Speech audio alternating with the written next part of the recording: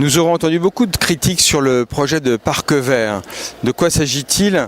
D'un parc de centre-ville conçu par l'aménageur initial de la zone d'aménagement concerté, la ZAC. C'est un terrain qui a été donc promis en quelque sorte à devenir un espace vert de centre-ville. Au départ, ce projet devait être entièrement financé par l'aménageur, autrement dit, ne devait absolument rien coûter à la ville. C'était en quelque sorte un cadeau. Alors c'est un cadeau sous contrepartie évidemment, puisque l'aménageur aménageait, donc réalisait des logements en contrepartie du fait qu'il devait au terme du contrat donner un square totalement aménagé à la municipalité.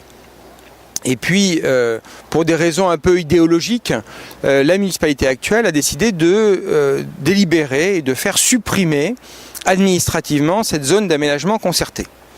La conséquence est que le projet de parc vert, initialement donc inclus dans l'opération, a été sorti de l'opération et a dû être financé entièrement par des fonds publics dans le cadre d'une décision municipale. Le financement de l'opération est donc devenu un financement public alors qu'il devait être un financement privé. Donc le coût global de l'opération du square de centre-ville n'est pas 1,1 million comme annoncé sur les panneaux, mais plutôt de l'ordre de 3 millions. J'explique. 1,1 million c'est le montant hors taxe. Quand on rajoute la taxe, on arrive déjà à 1,4 million, auquel il faut ajouter le coût d'acquisition du terrain de l'ordre de 450 000, 500 000 euros avec les frais. Donc ça nous monte déjà le projet à près de 2 millions d'euros. Et il faut ajouter à ça les sommes investies pour l'acquisition de 2 terrains qui sont adjacents et qui ont été dépensés au début du mandat. Ça nous fait à peu près 3 millions d'euros pour l'ensemble de l'opération. Voilà pourquoi ce square de centre-ville fait l'objet de débats. Fallait-il le faire? Était-ce la priorité absolue? Nous n'en sommes pas convaincus. Non pas que ça n'améliore pas le centre-ville, mais était-ce sa priorité en termes de stationnement?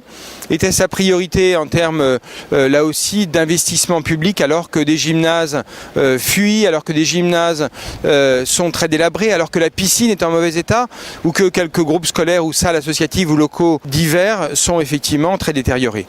Eh bien, la réponse évidemment à cette question est de dire que ça n'était sans doute pas la priorité immédiate. D'autant plus que cet équipement, ce parc urbain comme on l'appelle, ne permet pas d'agrandir de manière sérieuse le nombre de places de stationnement en plein cœur du centre-ville, là où les commerçants souffrent et où ils ont besoin justement d'un renforcement dans le stationnement accessible aux clients. Voilà pourquoi cette opération, dont il ne s'agit pas de contester encore une fois le bien fondé, elle était prévue dans le cadre de la zone d'aménagement concerté qui existait avant.